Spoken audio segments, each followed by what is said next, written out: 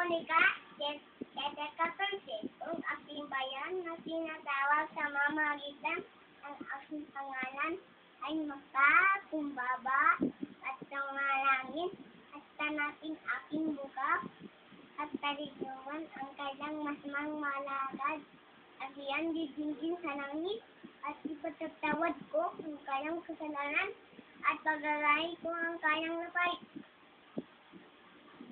Ng Timoteo 15:6.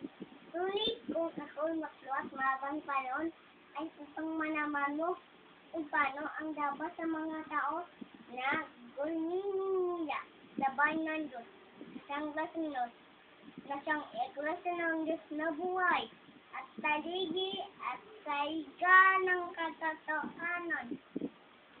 Kawikaan 22:6. Tuwan mo ang bata sa daan na dapat siyang lakawan at akat tumanda mang siya ay hindi niya iwalayan.